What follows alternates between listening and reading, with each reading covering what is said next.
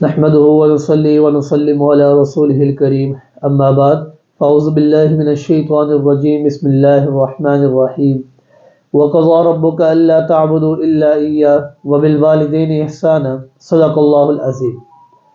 انسان کی اس دنیا میں آنے کا ظاہری سبب اس کے والدین ہی بنتے ہیں، اس لیے اللہ رب العزت نے قرآن مجید کے اندر بار بار انسان کو حکم دیا ہے کہ تم نے اپنے والدین کے ساتھ حسن سلوک سے پیش آنا ہے۔ وَقَضَىٰ رَبُّكَ أَلَّا تَعْبُدُوا إِلَّا إِيَّاهُ وَبِالْوَالِدَيْنِ إِحْسَانًا کہ میں اللہ نے اس بات کا ازل سے فیصلہ فرما دیا ہے کہ تم نے میں اللہ کے علاوہ کسی اور کی عبادت نہیں کرنی، اور اس بات کا بھی ازل سے فیصلہ کر دیا ہے کہ تم نے اپنے والدین کے ساتھ حسن سلوک سے پیش آنا ہے۔ اگر تمہاری زندگی کے اندر والدین میں سے دونوں یا کوئی ایک بڑھاپے کی حالت کو پہنچ جائے تو تم نے انہیں اف تک نہیں کہنا اور نہ ہی انہیں جھڑکنا ہے، اور ان کے ساتھ عزت والی بات کرنی ہے، نرم بات کرنی ہے۔ ان کے سامنے اپنے کندھوں کو عاجزی اور انکساری کے ساتھ جھکائے رکھنا ہے، اور ان کے لیے ہمہ وقت اللہ سے دعا گو رہنا ہے کہ اللہ ان کے اوپر اپنی رحمتوں کا نزول فرما۔ ایک مقام پر اللہ نے فرمایا وَاعْبُدُوا اللَّهَ وَلَا تُشْرِكُوا بِهِ شَيْئًا وَبِالْوَالِدَيْنِ إِحْسَانًا کہ میں اللہ کی عبادت کرنی ہے، میرے ساتھ کسی کو شریک نہیں ٹھہرانا، اور اپنے والدین کے ساتھ حسن سلوک سے پیش آنا ہے۔ اللہ رب العزت نے ہر جگہ پر والدین کے ساتھ احسان کرنے کا حکم دیا ہے۔ عدل اس کو کہا جاتا ہے کہ انسان کو اگر کوئی چیز اپنے لیے پسند کرتا ہے تو وہی چیز دوسرے کے لیے بھی پسند کرے، لیکن احسان اس کو کہا جاتا ہے کہ جو چیز اپنے لیے پسند کی ہے ایثار اور قربانی کرتے ہوئے وہی چیز دوسرے کو دے دی جائے۔ اللہ رب العزت نے والدین کے ساتھ احسان کرنے کا حکم دیا ہے کہ جتنا سلوک انہوں نے تمہارے ساتھ کیا ہے اس سے کہیں بڑھ کر تم نے ان کے ساتھ سلوک کرنا ہے۔ والدین کے ساتھ حسن سلوک سے پیش آنا یہ بہت بڑا عمل ہے۔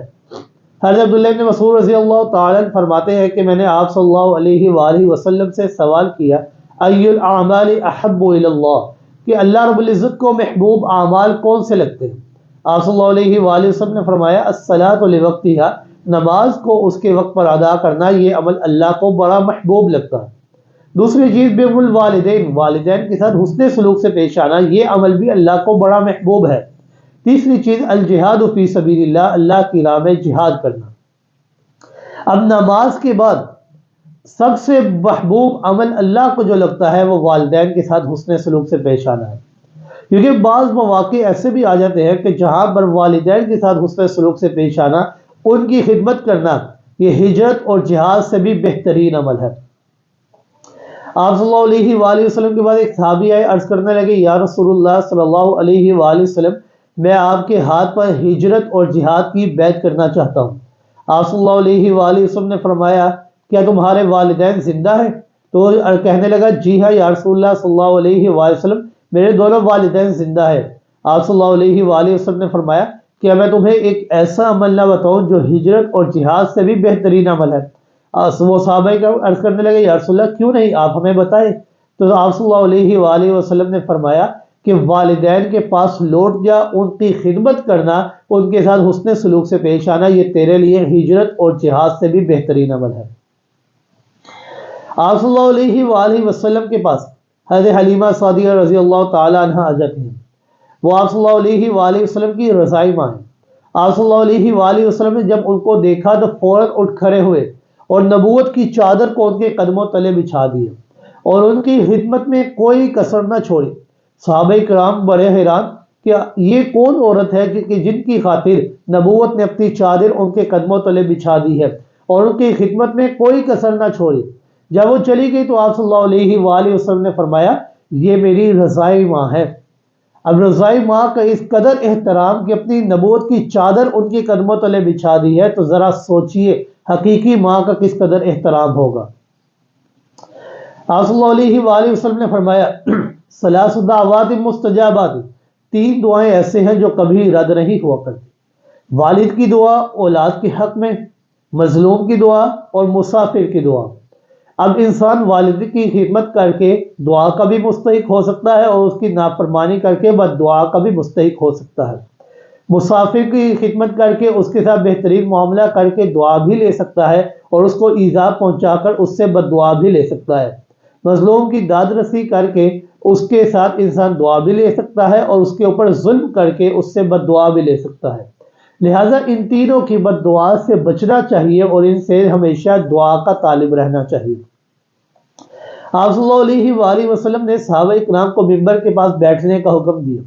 آپ صلی اللہ علیہ وآلہ وسلم نے ممبر کی پہلی سیڑھی پر قدم رکھا، آمین فرمایا، دوسری سیڑھی پر قدم رکھا، آمین فرمایا، تیسری سیڑھی پر قدم رکھا، آمین فرمایا۔ صحابہ کرام عرض کرنے لگے، یا رسول اللہ صلی اللہ علیہ وآلہ وسلم، آج آپ نے ایک ایسا عمل کیا جو اس سے پہلے کبھی نہیں کیا تھا۔ آپ صلی اللہ علیہ وآلہ وسلم نے فرمایا کہ جب میں نے پہلی سیڑھی پر قدم رکھا تو میرے پاس جبریل امین آئے اور انہوں نے آ کر بد دعا کی۔ دوسری سیڑھی پر قدم رکھا تو پھر انہوں نے دوسری بد دعا کی۔ تیسری سیڑھی پر قدم رکھا پھر تیسری بد دعا کی، اور میں محمد نے ان کی بد دعا پر آمین کہا۔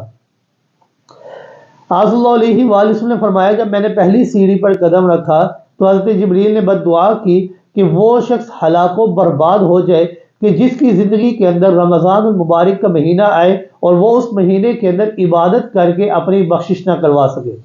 آپ صلی اللہ علیہ وآلہ وسلم نے فرمایا آمین۔ دوسری بد دعا کی کہ وہ شخص ہلاک و برباد ہو جائے کہ جس نے اپنی زندگی کے اندر بوڑھے والدین کو پایا اور ان کی خدمت کر کے وہ جنت کا مستحق نہ ہو سکا۔ آپ صلی اللہ علیہ وآلہ وسلم نے فرمایا آمین۔ تیسرا وہ شخص کہ جس کے سامنے آپ صلی اللہ علیہ وآلہ وسلم کا نام آئے اور وہ آپ صلی اللہ علیہ وآلہ وسلم پر درود نہ پڑھے تو وہ شخص بھی ہلاک و برباد ہو جائے۔ آپ صلی اللہ علیہ وآلہ وسلم نے فرمایا آمین۔ اب دعا کرنے والے فرشتوں کے سردار اور آمین کہنے والے تمام انبیاء کے سردار، اب اس دعا کی قبولیت کے اندر کوئی شک باقی نہیں رہتا۔ ایک حدیث میں آتا ہے کہ آپ صلی اللہ علیہ وآلہ وسلم نے فرمایا راغب انفو راغب انفو راغب انفو، اس شخص کی ناک خاک آلود ہو، ناک خاک آلود ہو، ناک خاک آلود ہو۔ صحابہ کرام عرض کرنے لگے یا رسول اللہ صلی اللہ علیہ وسلم کس کی ناک خاک آلود ہو؟ آپ صلی اللہ علیہ وآلہ وسلم نے فرمایا اس شخص کی ناک خاک آلود ہو کہ جس نے اپنی زندگی کے اندر بوڑھے والدین کو پایا اور وہ ان کی خدمت کر کے جنت کا مستحق نہ ہو سکا۔